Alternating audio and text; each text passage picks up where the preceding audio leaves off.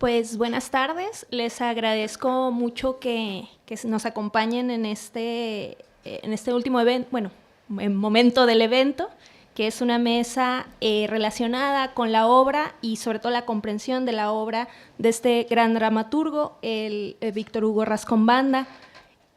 Primero nos acompaña, los presento, la doctora Susana Báez, el doctor Carlos Urani y la maestra Amalia Rodríguez. Bueno, comenzamos con este trabajo de la maestra Susana Báez, de la doctora, perdón, Susana Báez, que es Los niños de Morelia, de Víctor Hugo Rascón Banda, y pues le cedemos la palabra. A los 20 nos avisan. No, que a los 20. Yo voy a poner esto porque estoy muy mala para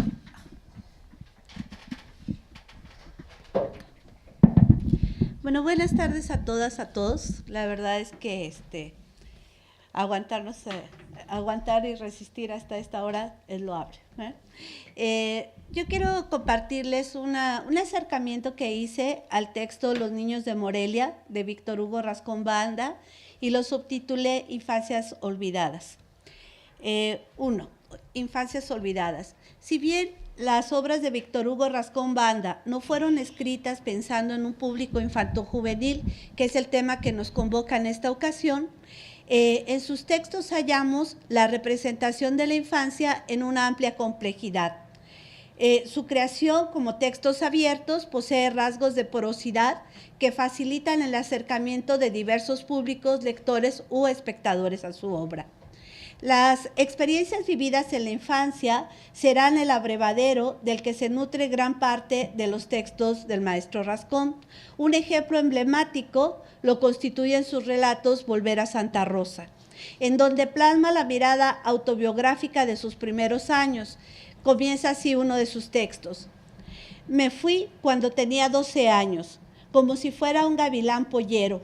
La avioneta con manche de Chanelo Varela nos arrancó de Santa Rosa a 6 niños que fuimos enviados a estudiar a Chihuahua. Muy temprano, un día que amaneció algo triste, medio nublado, quizá ventarroso como hoy, subimos al campo de aviación en el Cerro de la Blanca, con nuestras cajas de cartón amarradas con ixtle. Yo llevaba un beliz de lámina azul, una carta para unos tíos desconocidos y 3 viejos billetes de 10 pesos, los de la tehuana sonriente. Este fragmento apunta hacia varias constantes en la obra de Rascón Banda. La condición de sujeto nómada de sus personajes, es decir, estos viven en un continuo cambio, las identidades se desplazan de forma irradiante. No hay en las obras del dramaturgo chihuahuense un estaticismo. Me pregunto, ¿cómo acercar a los públicos infantojuveniles a la obra del maestro chihuahuense? Y esto lo agregué hace un ratito, ¿no? O sea, pensando precisamente en lo que decíamos, cómo vamos formando públicos infantojuveniles que se acerquen al teatro. Y en este caso, un gran reto que considero que tendríamos que afrontar es cómo llevamos algunos textos. Desde mi punto de vista, me parece que Los niños de Morelia es muy adecuado, es muy accesible para trabajar con públicos infantojuveniles y hacia eso voy. Bajo estas líneas me acerco a Los niños de Morelia, obra en donde nos sumergimos en la vida de aquellos 464 niños españoles que arribaron a Veracruz en el verano de 1937 a bordo del vapor Mexique, como refugiados de la guerra, gracias, como sabemos, a las políticas de Cárdenas. Infantes y jóvenes fueron trasladados a las instalaciones de un albergue en la ciudad de Morelia.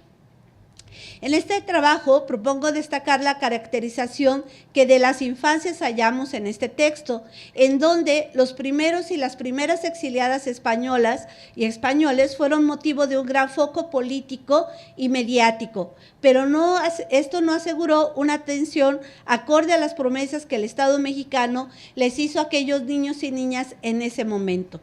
El estudio de la experiencia de aquellos jóvenes se enlaza con las experiencias de migración propias del siglo XX y de los albores del XXI. En el sentido que ahora mismo estamos viviendo la migración de niños, de niñas y de jóvenes que van a alcanzar el sueño americano o el sueño europeo de los continentes precarizados, ¿verdad?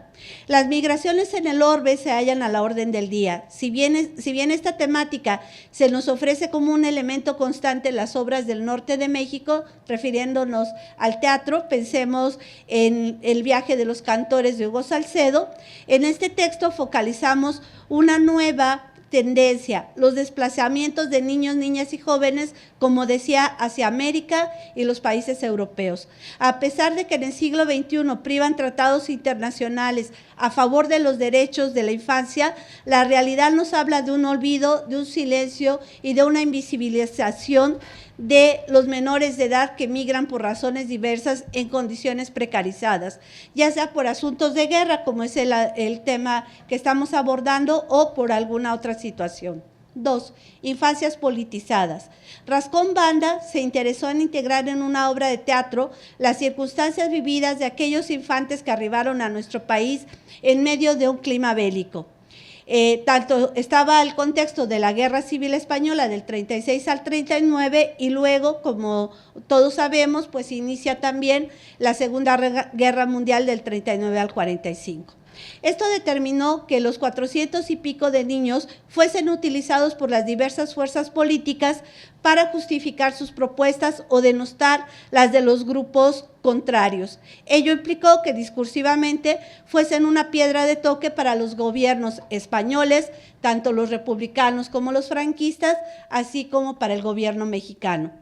Situación que dio por consecuencia una doble circunstancia para aquellos infantes y jóvenes. Por un lado, les prometían un refugio en su condición de huérfanos de guerra, y por el otro, las diversas facciones de los tres gobiernos mencionados se desentendieron mediante un olvido paulatino de los compromisos adquiridos con esta población infantojuvenil. Rascón Banda, atento a llevar a la escena acontecimientos de carácter social e histórico en Los niños de Morelia, que por cierto escribe en el año 2005, nos permite acceder al caleidoscopio de la experiencia de aquellos migrantes. Yo estoy tomando para esta presentación la edición que hizo el doctor Mijares en el 2010, en donde publica la obra completa del maestro Rascón, o casi completa. Rocío Galicia aclara que fue la última obra, Los niños de Morelia, escrita por el autor chihuahuense a partir de la petición de los actores del grupo Conjuro Teatro de México y Jarra Azul de España. Esta solicitud fue con motivo de que se iban a celebrar o conmemorar el 70 aniversario del arribo de los niños españoles a tierras mexicanas. La obra fue resultado entonces de un proceso de investigación documental e improvisaciones escénicas, nos dice Rocío Galicia, y que, a decir de Mauricio Jiménez, el director de la obra, era necesario crear un texto guía, dice Mauricio Jiménez, abierto, que permitiera la creación escénica, y de inmediato pensó el maestro Rascón Banda, ¿no? Cuando Galicia entrevista a Rascón Banda respecto a la creación de esta obra, él le responde que se informó, que se documentó tanto en libros escritos por aquellos que formaron parte de aquel éxodo infantil, como en documentales, videos, periódicos, entrevistas, etcétera, que le permitieron pues abrevarle la información para crear el texto.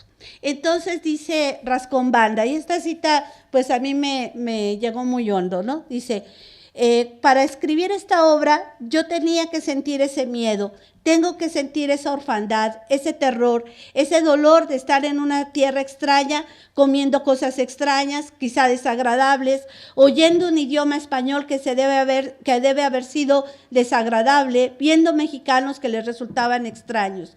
Necesito ser un niño de Morelia para escribir esta obra, ¿no? O sea, esta capacidad empática del maestro Rascón, y en este caso con la infancia, es extraordinaria.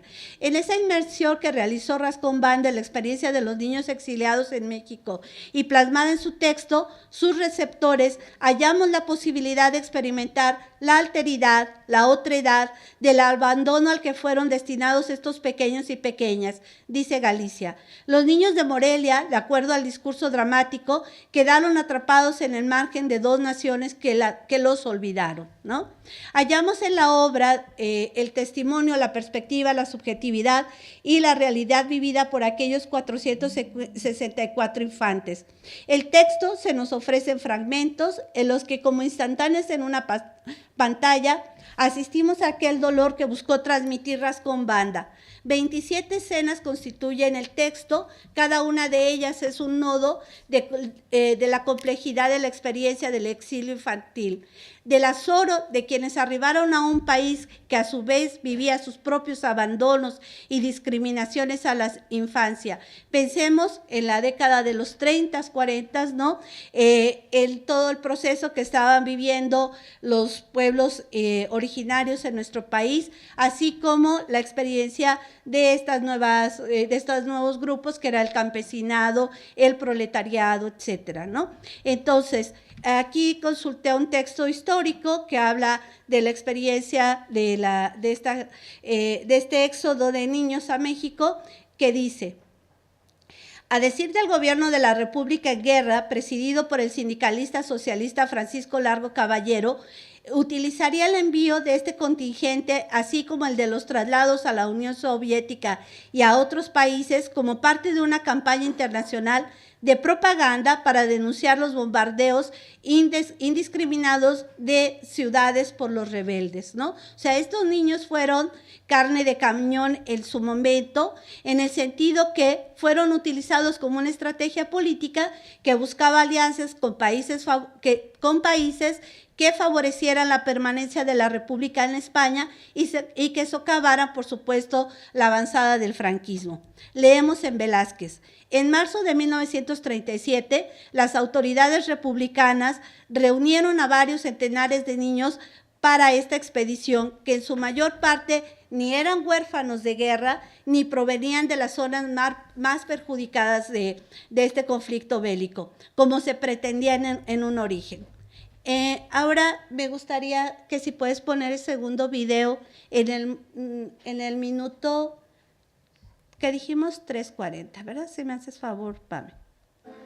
¿Qué es con lo que abre la obra? ¿Sí?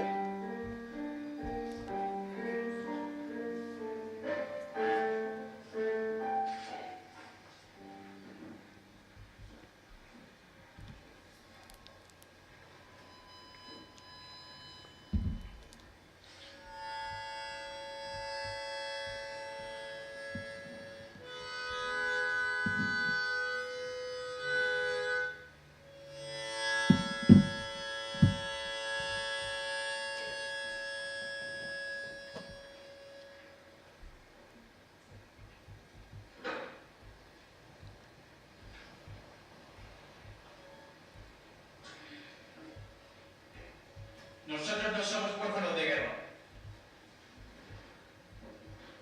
Nosotros no somos huérfanos de guerra, como dicen los diarios. Nosotros teníamos padres. Unos venían de Valencia, otros de Madrid, muchos de Zaragoza. Nos encontraron en Barcelona. Mi padre estaba en el frente. Cuando regresó a casa no encontraba a mi hermana ni a mí. ¿En dónde están mis hijos? ¿En dónde están? Los he mandado a México, dijo mi madre. ¿Pero cómo es posible? ¿En dónde están? Los he mandado a México. ¿Sabes dónde queda México? No sé, cerca, creo. ¿Por qué lo hiciste? Le reclamó mi madre entonces. ¿Por qué lo hiciste? Le reclamé yo, muchos años después. Me dijeron que solo era por 2 meses, lo que duraba la guerra. Que era como una excursión, como unas vacaciones de verano.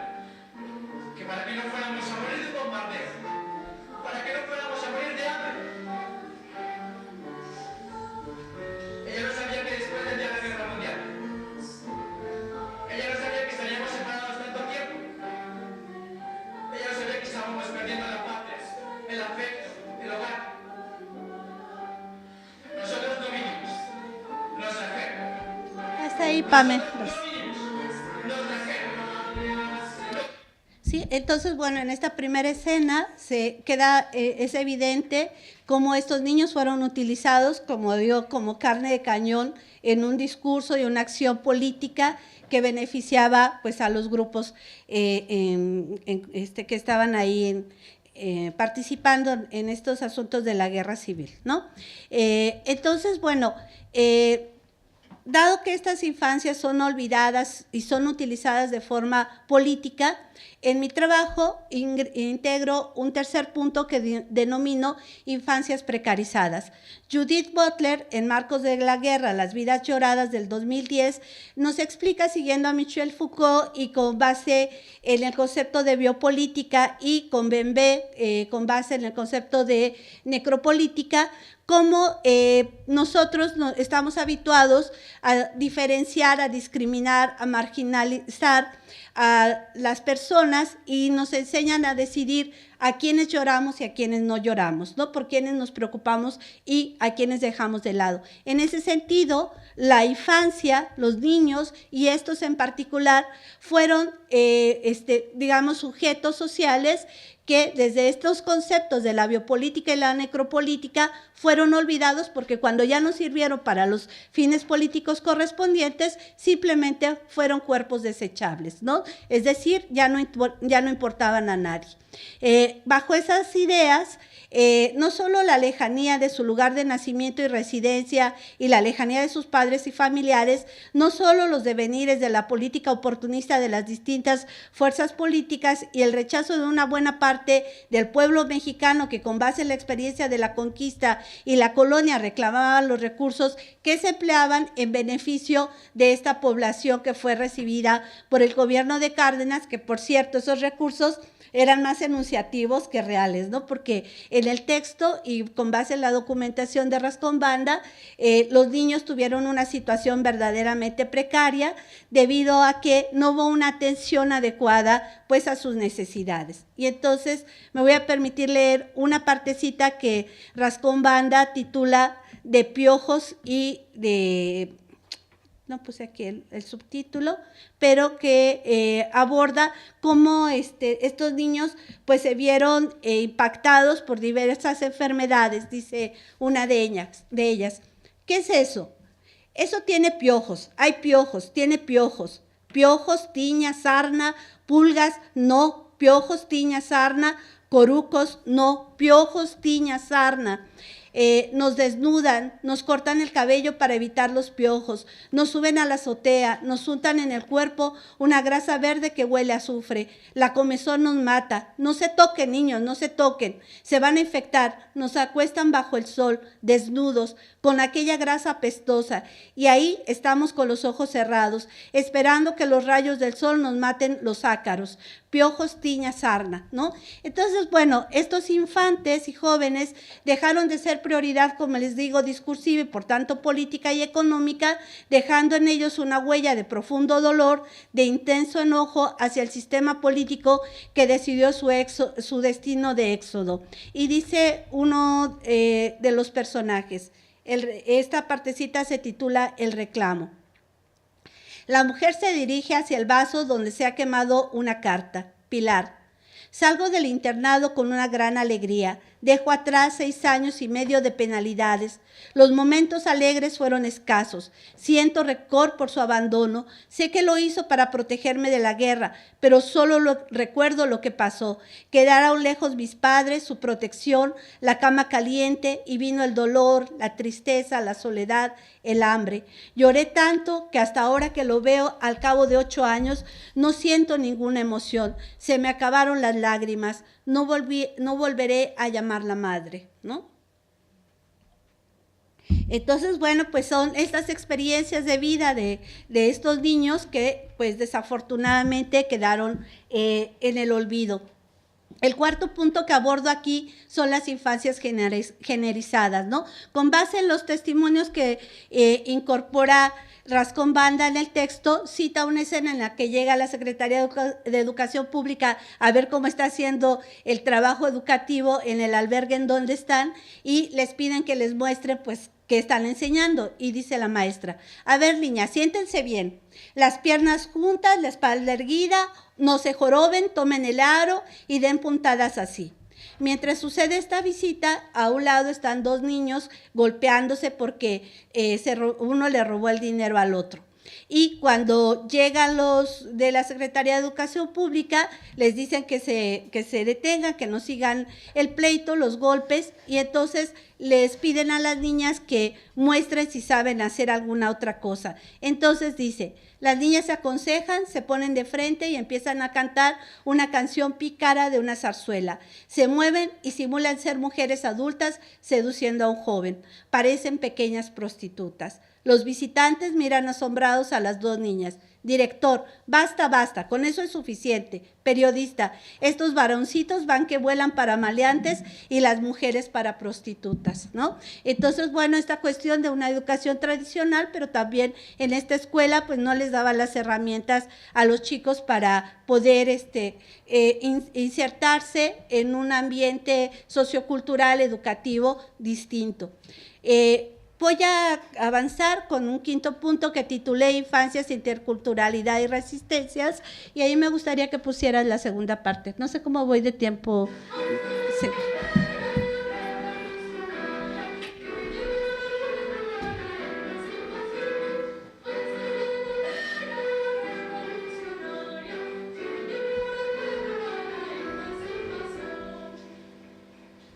Y así nos conducen por las calles de Morelia, hasta llevarnos al lugar que será nuestra nueva casa, la Escuela Industrial. España, México. Por poco tiempo recién, solo unos meses. ¿Qué lengua van a hablar? Que no se les entiende nada. Eso es muy bonito. No, debe ser mexicano. Pues a la tercera le llaman res. A la pizarra le dicen pizarrón. A la piscina le dicen alberca. A las judías les dicen frijoles. A las cañas les dicen popote. Al suelo le llaman piso y al manchando. Ah, pero a los dos les dicen durazno. Y a los colores les dicen agujetas. Dice, ¿me puede hacer el favor de pasarme la cal? Cuando es más fácil decir, dame la sal. Dice, ¿me puede hacer el favor de decirme dónde se encuentra la plaza principal? Cuando es más fácil decir, la plaza mayor. Dicen, apúrate. En vez de decir, deprisa. Dicen, En ándale. vez de decir, vamos. Dicen, ahorita. En vez de decir después. Dicen, nomás tantito. En vez de decir un poco. Dicen, fútbol. En vez de decir fútbol. Dicen, tortas. En vez de decir bocadillos. Si no decimos coño, solo porque decimos coño. A la nevera le llaman refrigerador. A la bombilla le dicen foco. Al retrete le llaman baño. Y para decir mi casa, Dicen, la casa de usted. ¿quién es Inchini? Ah, no, espérame tantito, que no me gustan los frijoles. No, pero hoy dijeron que nos iban a dar tortillas. ¡Tortillas! Ya llegaron las tortillas. Sí, vamos a las tortillas. También no las ves. Pero estas no son tortillas, son porquerías. Queremos tortillas de patatas. Queremos tortillas de chorizo. Tortilla normal, tortilla española. Nuestra tortilla. Hasta ahí, Pame, gracias.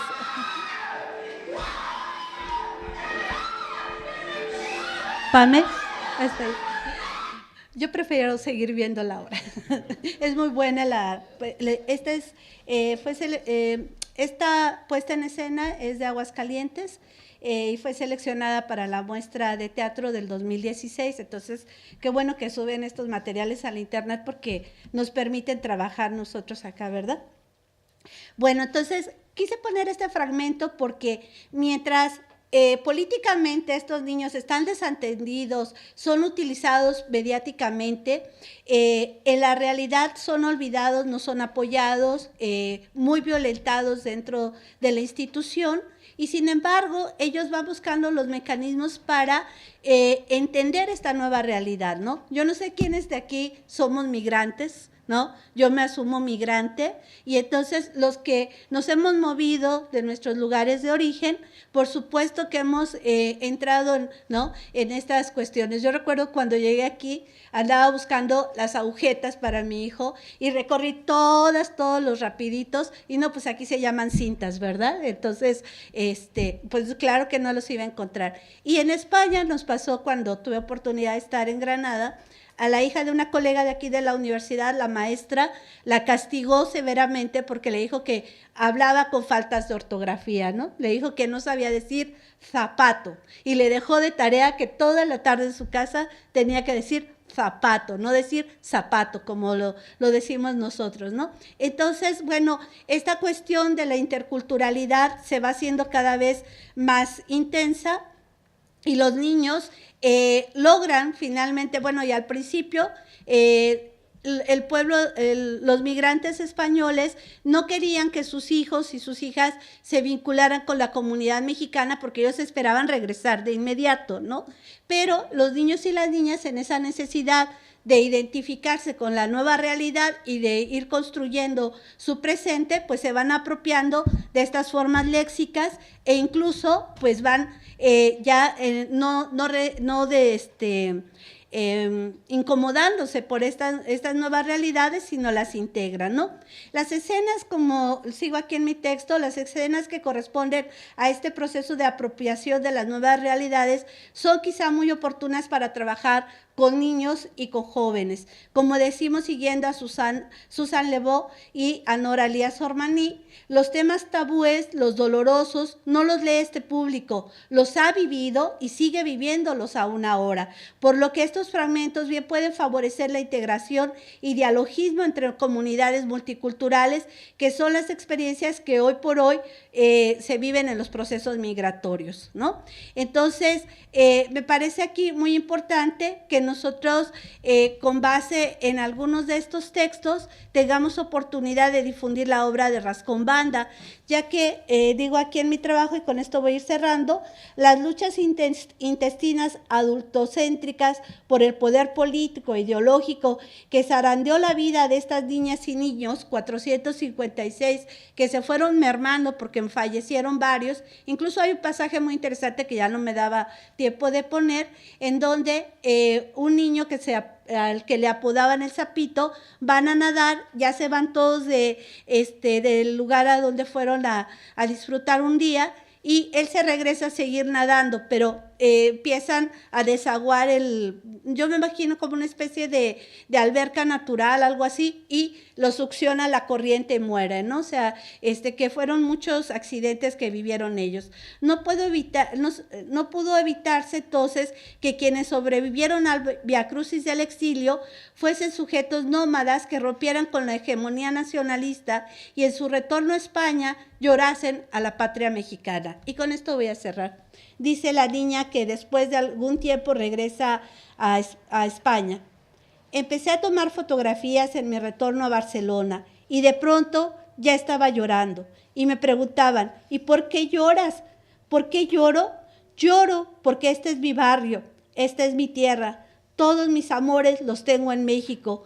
Acá lo perdí todo. Todos mis amores se quedaron en México, ¿no? Entonces, bueno, con esto yo quise un poco mostrar que este texto, Los niños de Morelia, además de que Rascón Banda nos invita a recuperar ese periodo, esa etapa histórica, no solo de España, sino también de nuestro propio país y nuestra propia realidad, podemos, y ahí hay una beta muy interesante de investigación en el tema de Rascón Banda, indagar acerca de la representatividad de la infancia, ¿no? Muchas gracias.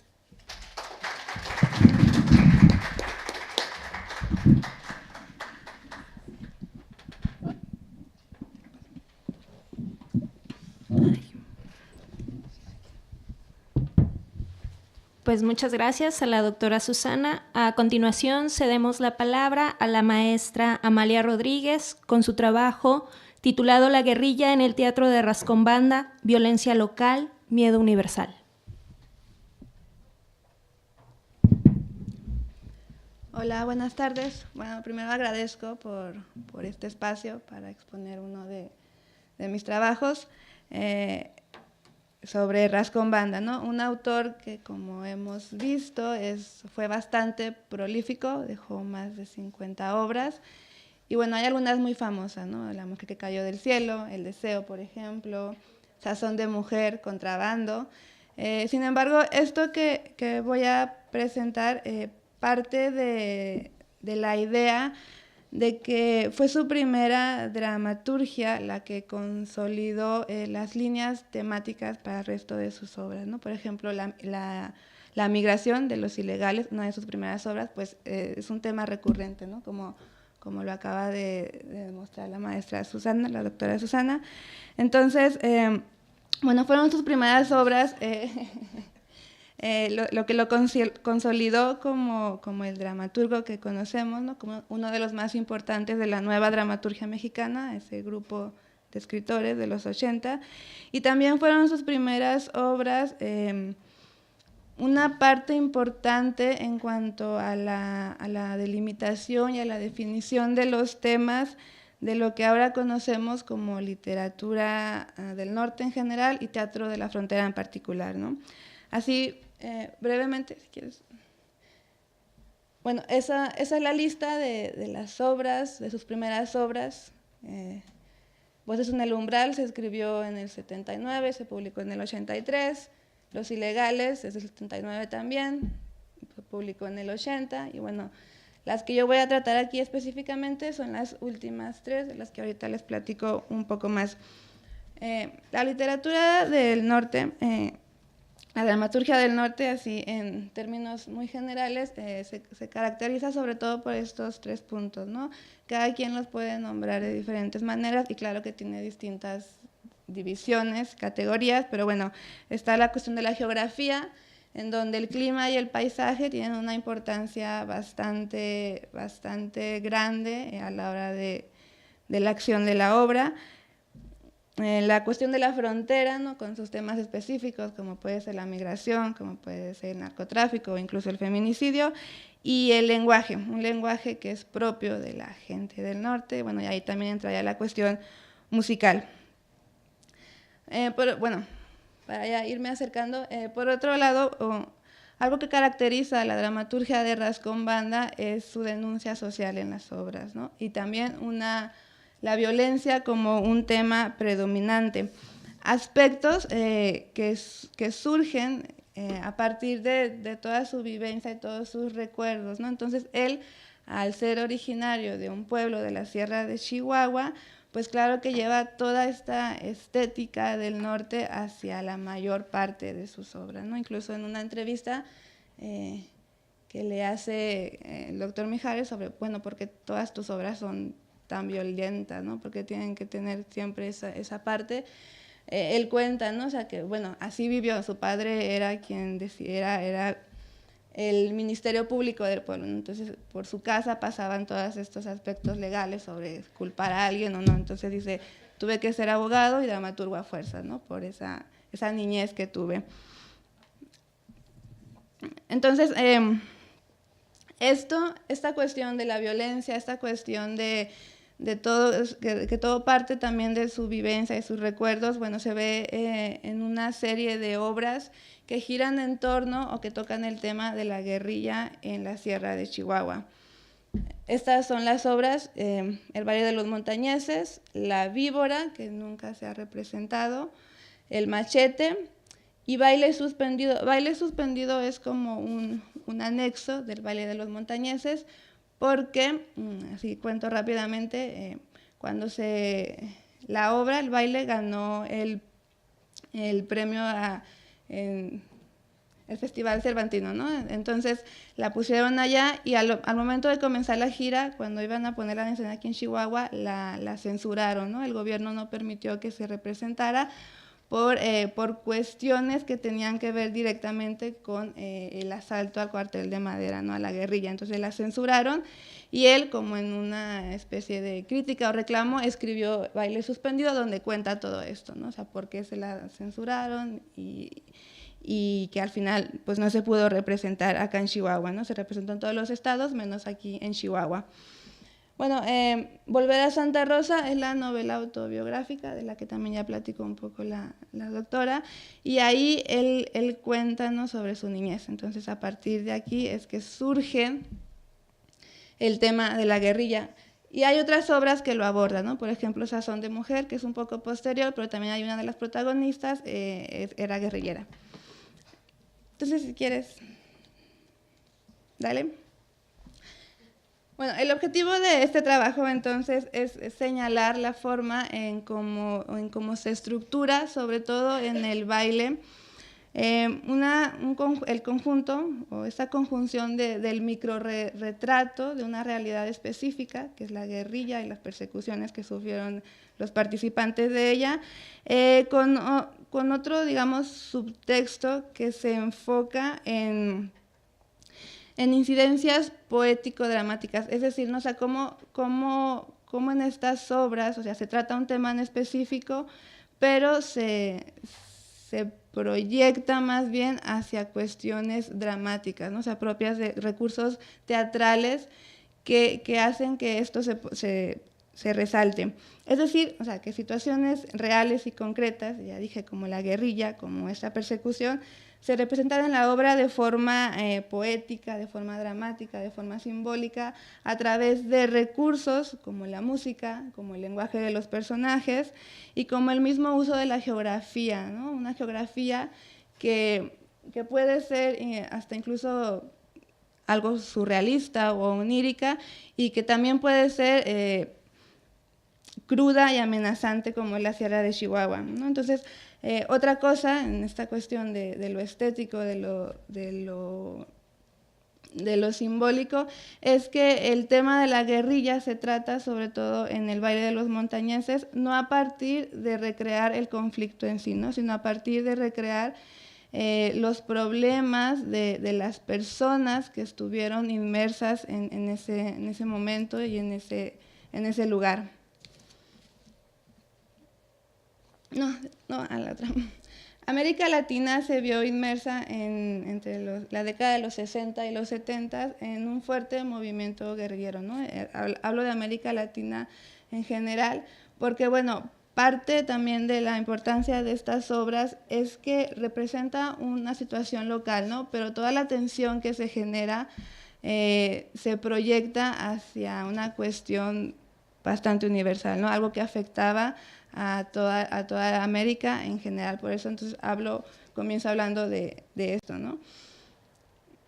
El origen de estos movimientos se arraigaba a toda la desigualdad, a las injusticias sociales y también a la formación económica, social y política que estaba reproduciendo patrones de subordinación, el patrón del capitalismo, ¿no? Entonces, este movimiento tenía un carácter, digamos, hacia lo comunista.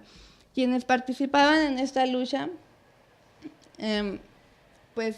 propugnaban por cambiar todo este sistema y todos estos problemas, ¿no?, que no permitían que avanzara la sociedad.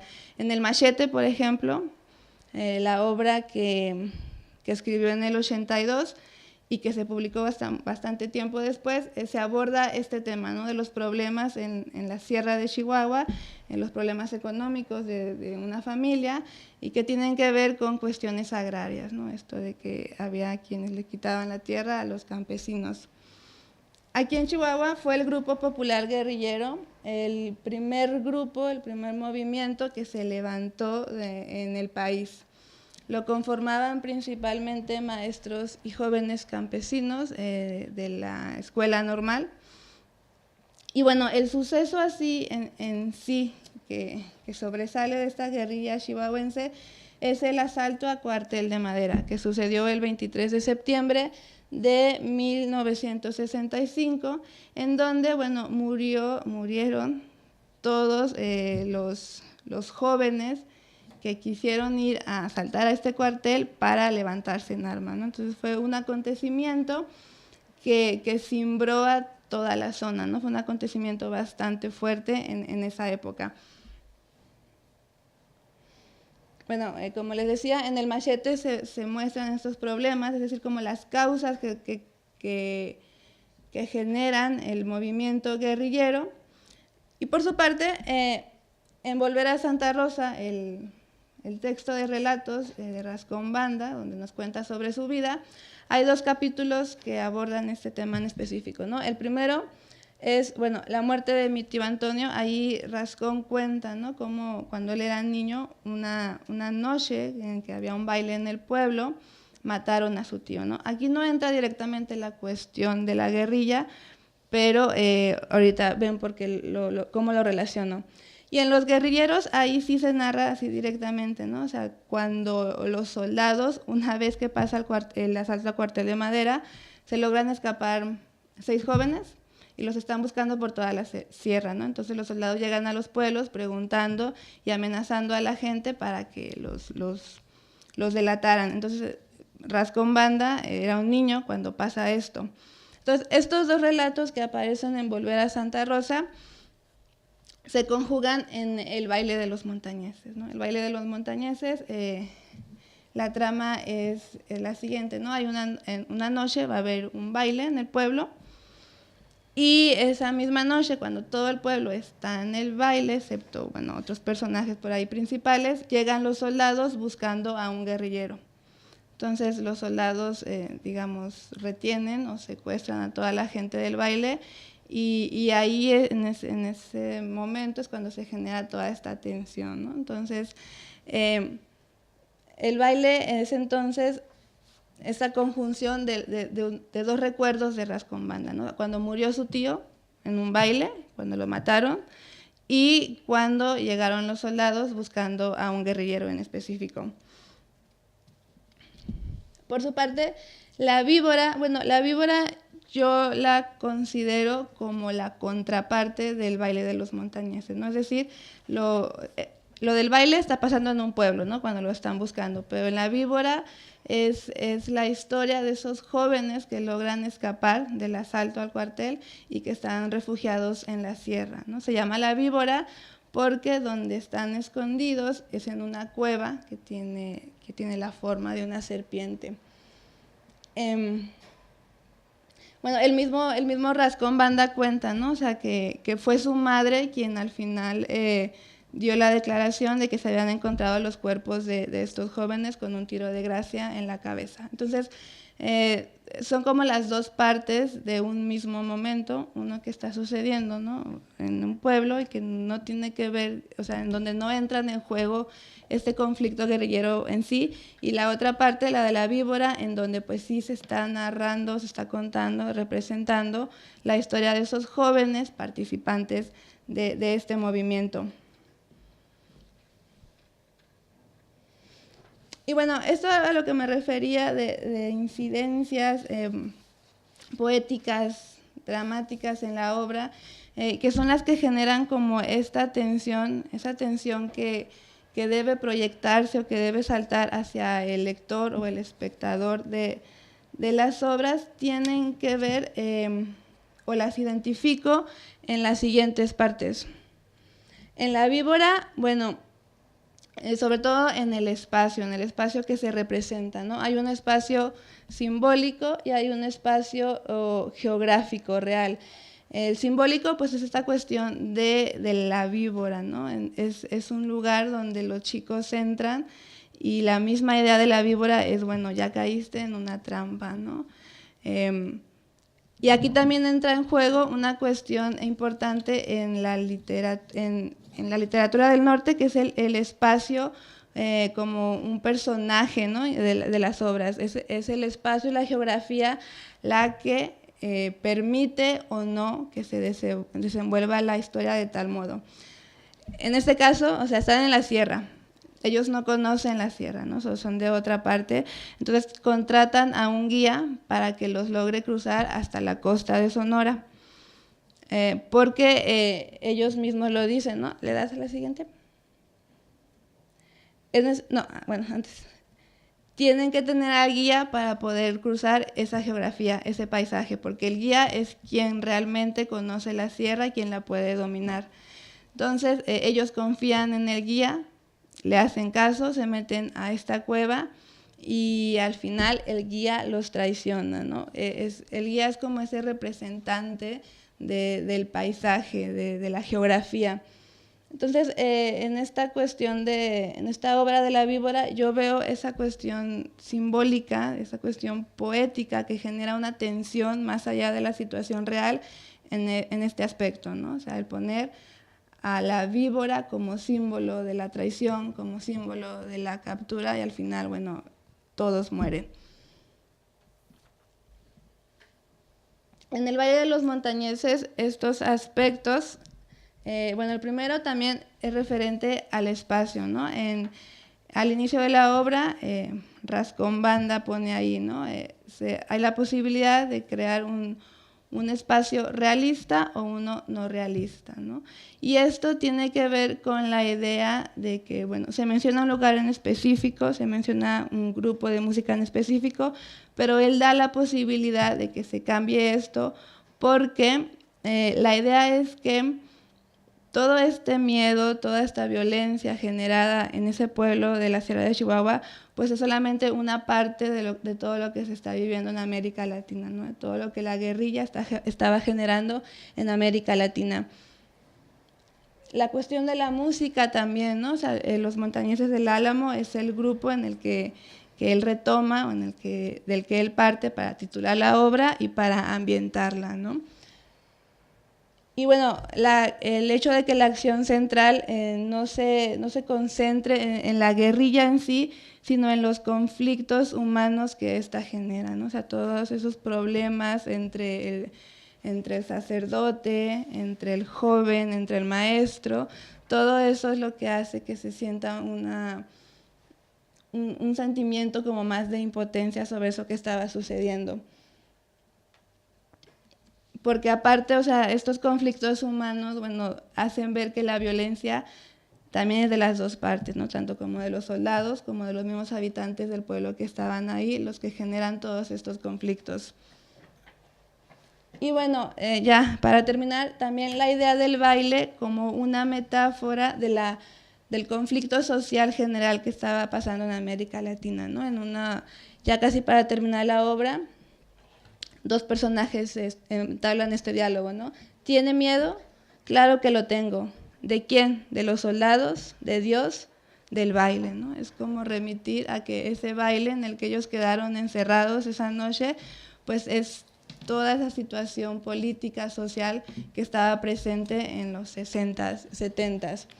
Y bueno, por último, el final, ¿no? El final también es bastante representativo y devastador en cuanto a una solución. La obra culmina con los bailadores, con la gente del pueblo, saliendo del escenario en actitudes patéticas, destruidos física y psicológicamente. Al cerrarse lentamente el telón, los soldados quedan dueños del escenario, ¿no? Es esta representación, bueno, de que no se solucionó realmente el conflicto, ¿no? Las guerrillas, así en general, fracasaron, ¿no? No lograron un buen fin por todas estas contradicciones internas que también se ven muy claramente en la víbora, ¿no? Todos los conflictos entre los mismos miembros del grupo, por todos los errores políticos que cometieron y bueno, por enfrentarse a un enemigo mucho más fuerte, ¿no? El gobierno en sí. Entonces, bueno, ya para cerrar, pues esta es, digamos, como la conclusión de Rascón-Banda de esta obra en cuanto a una situación social, ¿no? No, ahora ese baile ya no puede pararse, ni el de nosotros tampoco, ¿no? Es este alcanzar a ver que problemas sociales como ese, o como el de la migración, también lo dicen los ilegales, pues no tienen un fin cercano, ¿no? Entonces, la idea bueno, yo lo percibo así, la cuestión de lo social en Rascón-Banda, ¿no? O sea, él genera una crítica de aspectos o de situaciones específicas, ¿no? Que él vivió, pero todo eso lo proyecta hacia cuestiones más universales, ¿no? La violencia que nos afecta a todos, las realidades en las que todos estamos presentes y que, bueno, seguimos en esa lucha constante, ¿no? Contra las desigualdades, contra las injusticias, etcétera. Muchas gracias.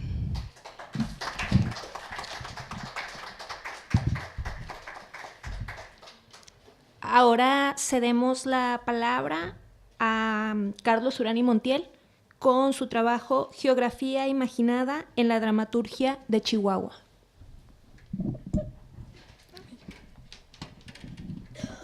Gracias. Buenas tardes, muchas gracias por estar aquí. Bueno, antes de iniciar quisiera agradecer a los organizadores por seguir manteniendo esta cátedra con vida y también incentivar a que el llamado, tanto que hizo Mijares como Rocío, de que el archivo personal de Rascón Banda sea custodiado por nuestra biblioteca, pueda llevarse a cabo, ¿no? Es un proceso bastante complicado porque es institucional y eso, pero eso permitiría que ahondemos más en el estudio de las obras, porque sí que es cierto que hay montajes que sabemos que se pusieron en escena, pero si no contamos con la fortuna de que alguien los haya grabado, pues no podemos acceder a ellos, ¿no? Otra cuestión antes de entrar al trabajo, y que no he puesto mi reloj, es que ahora la cátedra coincidió con el Festival de Siglo de Oro, que ocurre en la ciudad, en el Auditorio Benito Juárez, y entonces sé que la coincidencia pues no fue a propósito, ¿no? Estaba pensado para hacerse antes de vacaciones, pero eso también ha mermado un poco el que la compañía, por ejemplo, Telón de Arena, ayer montaron en El Paso, hoy tocan acá, pues no puedan asistir los que hacen teatro y que normalmente también están aquí en esta sala. Por otro lado, la propuesta sería que como nosotros como académicos nos involucráramos más en ese festival, en el de Siglo de Oro, y convocar a hacer algún coloquio donde participen los estudiantes en torno a los montajes que vienen, porque se sabe más o menos con 2 o 3 meses de anticipación las obras que se van a representar, y hacer algo, emular el congreso que ahorita se está llevando a cabo en El Paso, donde la Asociación de Teatro Clásico Hispano de Estados Unidos se reúnen año con año en estas fechas, y en la tarde van a ver los montajes del Siglo de Oro. Por otra parte, traigo varios anuncios, perdón. Hago la invitación a que el día de hoy asistan al teatro para ver La señora Macbeth, una versión de Perla de la Rosa. El día de hoy es gratis. La función, más bien el montaje, está diseñado para su propio espacio, para el Café Teatro Telón de Arena, pero ahí cuesta 80 pesos, con descuento estudiante. Y sobre esa obra, el taller de espectadores, que como Norteatro, como equipo de trabajo, ya hemos echado a andar, inspirado en la Escuela de Espectadores de Dubati, ya va para su 3ª sesión. El siguiente jueves a las 4 de la tarde va a ser el taller de espectadores dedicado en exclusivo a La señora Macbeth en el Café Teatro Telón de Arena. Por último, traigo otro anuncio. Ahora voy a tratar sobre la obra, una obra de Pilo Galindo, El Caimán y los sapos. Entonces, ¿quién la llegó a ver? El año pasado hubo 2 montajes del Caimán y los sapos. ¿Cuál viste? La de... ¿En dónde? ¿En dónde fue? ¿En Telón de Arena? En Telón de Arena, esa es la de 1939. ¿Y alguien vio la de la muestra estatal, la que ocurrió en el Octavio Trías? Bueno, hablaremos de ellas. Y si me ayudas, así te voy a preguntar algo, traigo un regalo, mira, un libro. Bien, ya. Lo que tengo ya para entrar en el trabajo es un plan, una propuesta de investigación, de un proyecto de investigación de corte académico, y entonces me quiero centrar en el aspecto del espacio, el espacio dramático, para identificar las distintas geografías o los distintos espacios que colman el escenario y que pueden ser ya sea llenados o construidos a través de la palabra, pero también con la escenografía, con la tramoya, con el cuerpo de los actores o con nuestra imaginación. Este debate en realidad nos remite a un momento en donde la literatura del norte presentaba ciertas características iniciales como un conjunto. Ya Amalia también habló de la importancia que tiene el espacio, la cuestión del propio ecosistema, que a veces aparece que aparece como personaje, como antagonista. El hecho de traer, bueno, ahora yo traigo arena en mis orejas, no es normal en todo el resto del país. Sabemos que para caminar ahora tenemos no, es un personaje, no lo estamos viendo, pero es que sí está difícil caminar. Lo mismo ocurre, por ejemplo, con el desierto y la misma sierra. Otra de las características de la literatura del norte, y creo que sí se puede comparar esto de la literatura del norte y después hacer un paralelismo con el teatro, es el lenguaje, el tema de la frontera y también la acción. Siempre el teatro, la literatura del norte prevalece más la acción, a pesar de que existen narrativas que tienden más a lo existencial, como Oriundo Laredo de Páez Varela o como Nostalgia de la sombra de Eduardo Antonio Parra. Los personajes siempre están en movimiento, siempre están a punto de que ocurra algún pasaje vertiginoso. Precisamente esta primera categoría, la del espacio, le dio un mote o una etiqueta al conjunto de obras que se estaban asociando con el término de literatura del norte, que es la del desierto, narrativa del desierto. Y en ocasiones toda etiqueta tiende a minimizar o a reducir. Y entonces pronto se identificó a un grupo de escritores que produjeron su obra en la década de los 80s, en los 90s, pero después esta etiqueta reductora quizás sirvió para identificar a una generación de escritores ubicados en una región del país, pero pronto se supo que solo el desierto no daba para un análisis de las obras. Entonces no hubo un estudio, no existe un estudio que lo ocupe esta categoría, la espacial, a fondo. Cierto que lo del desierto es limitante, pero sí funciona como un símbolo que es operativo, que es metafórico dentro de las mismas obras, y en el teatro también está presente. Entonces lo que traigo son tres diferentes fuentes. También mencionar que el frontera como palabra también ha sido una característica que se ha asociado a la dramaturgia que se produce en esta región del país, y que no toda tiene que ver específicamente con la frontera, sino solo es una coordenada espacial de una franja bastante extensa y en donde operan diferentes ecosistemas. Traigo tres diferentes fuentes, ahora sí.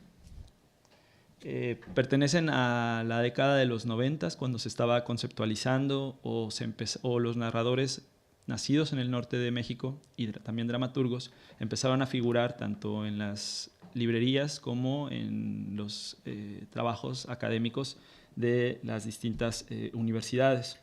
Son tres fuentes diferentes. Uno es Vicente Francisco Torres, al inicio de los 90s, crítico literario a quien se le adjudica la etiqueta de literatura del desierto. Todo mundo lo cita, más bien todo mundo lo menciona, pero nadie lo cita directamente. Entonces lo primero fue encontrar ese trabajo y darse cuenta que nunca dice literatura del desierto como tal, ¿no? Ni narradores del desierto. Se ocupa del desierto, pero no crea esa etiqueta, nada más. Y la compara con otros ambientes tropicales u otros ecosistemas. Después Severino Salazar, que está en ese grupo de escritores desde la creación literaria de un narrador de Zacatecas, y quien en el 92 hace este breve ensayo sobre el lugar de origen, una cosmovisión, y finalmente uno específico del teatro. Francisco Beberido, quien habla de la arena, mar y el desierto como personaje en la dramaturgia norteña, y prioriza la figura de Rascón Banda.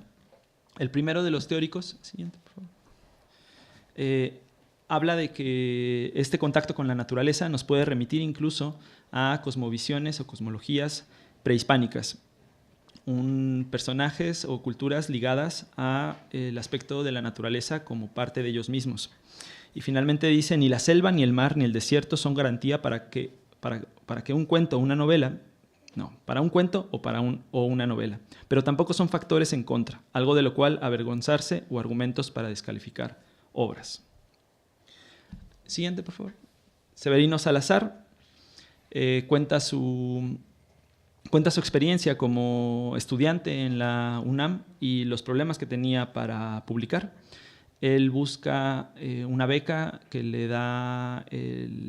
obtiene en Inglaterra, y dándose cuenta de que los paisajes retratados en la literatura inglesa remiten a pueblos ingleses, dice que ahí se dio cuenta que la geografía, el lugar de origen, implicaba una forma de ver el mundo, que implicaba una cosmovisión, que uno nacía marcado por el pedazo de tierra donde había caído al mundo, donde había vivido sus primeros años, que en ese lugar estaba toda su cultura, toda su tradición, el lugar era el ente desde donde observa la vida.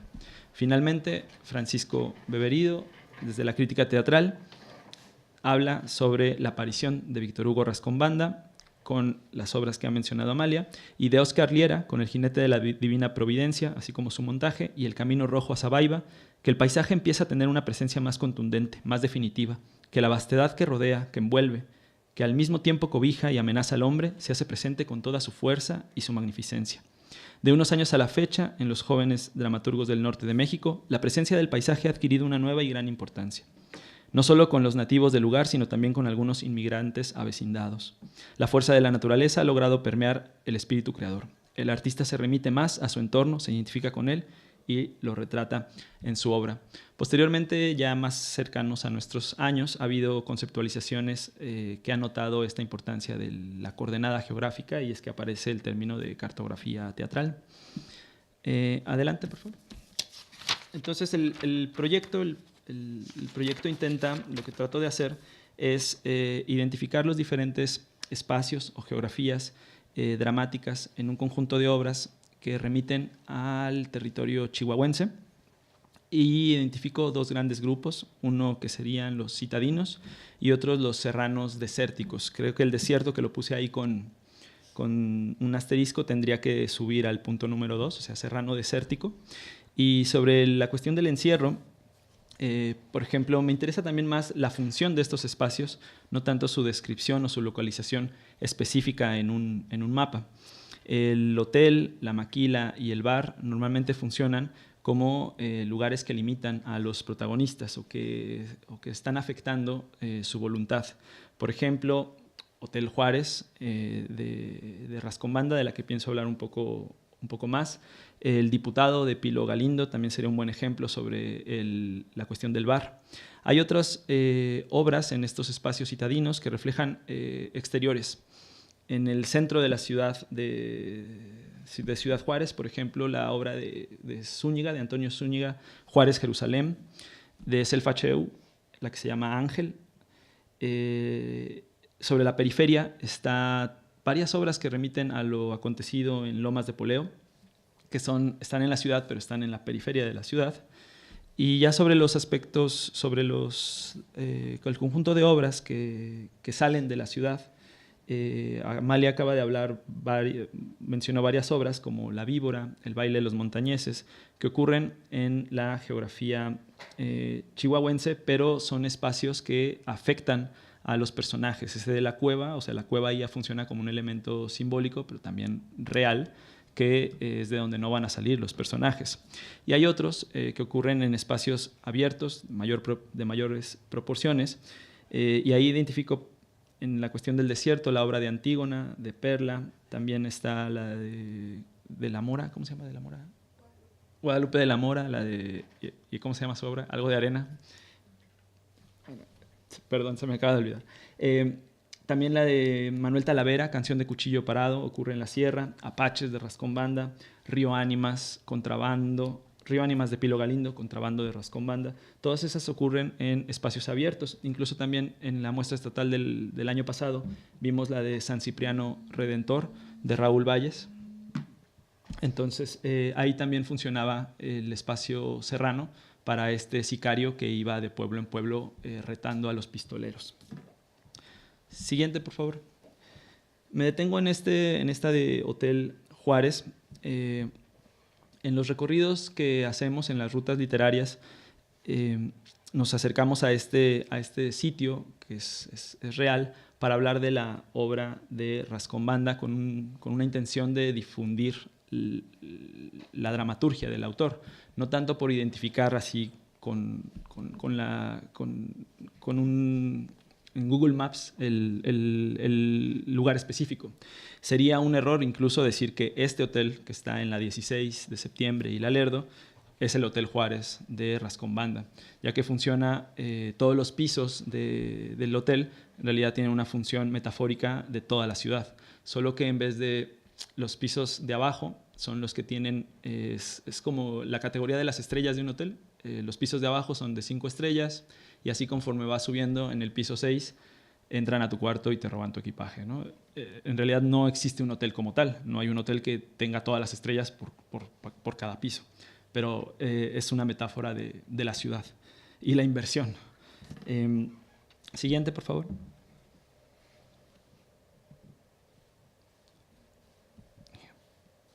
Este es el inicio, el Hotel Juárez, en la carretera panamericana, entre Ciudad Juárez y el aeropuerto, la recepción, el bar, pasillos, bodega, cuartos y balcón de hotel. Es la forma en que lo describe. Siguiente, esta es otra foto del hotel en su estado actual. No tiene 6 pisos, pero nos sirve también para acercarnos a la obra del dramaturgo.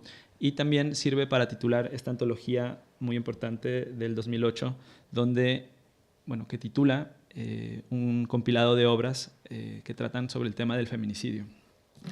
Siguiente. Finalmente llego a El Caimán y los sapos, una obra que no está publicada. Es de Edeberto Pilo Galindo. Trata sobre la trata de blancas. Y la protagonista es Andrea, que cuando ha sido raptada le cambian el nombre.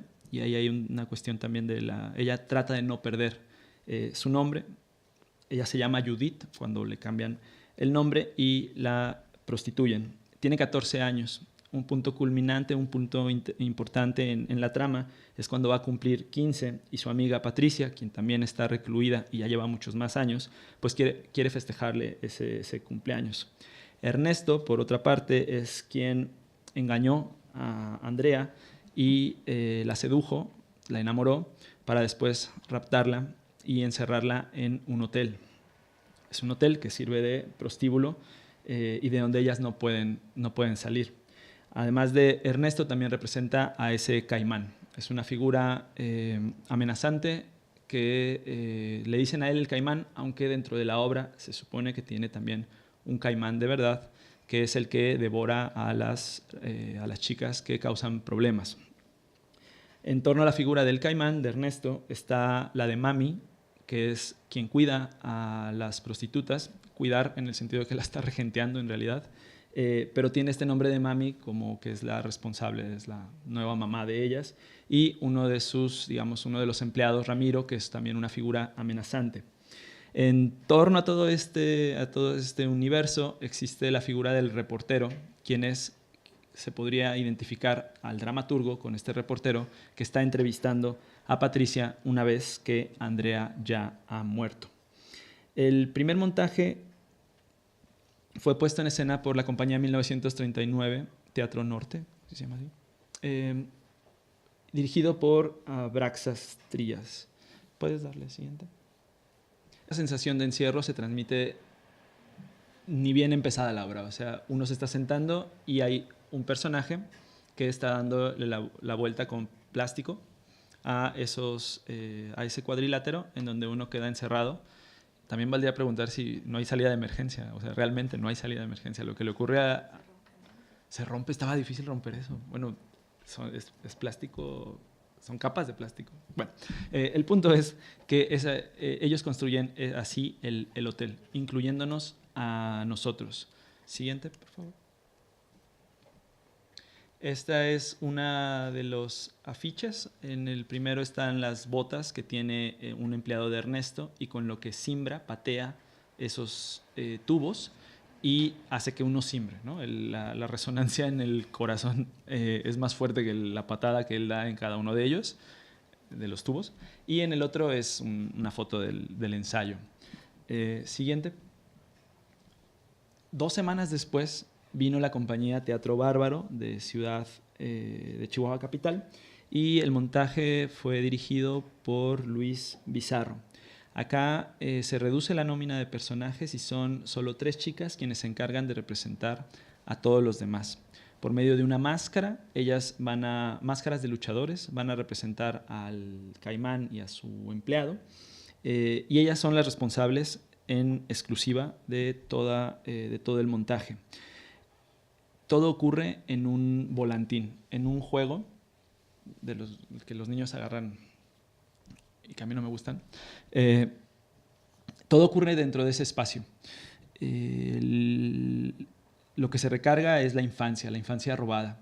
Entonces, la referencia al hotel solo se construye por medio de la palabra, pero no hay ninguna otra indicación, como vimos en la otra diapositiva, donde incluso hay un letrero que dice hotel, ¿no? Entonces aquí se toma una decisión distinta para presentar a Andrea, quien está subida en el volantín y que una vez que entra ahí no sale, no va a salir hasta que acaba la obra y el público aplaude. Aquí en este también el público está muy cercano porque está diseñado para ponerse en escena en una caja en una caja negra, y entonces el público tiene que rodear, tiene que hacer círculo, y además precisamente en este montaje se excedió la capacidad de espectadores, y entonces no solo estaban las butacas llenas, sino el suelo también ahí acomodaron a varios personajes.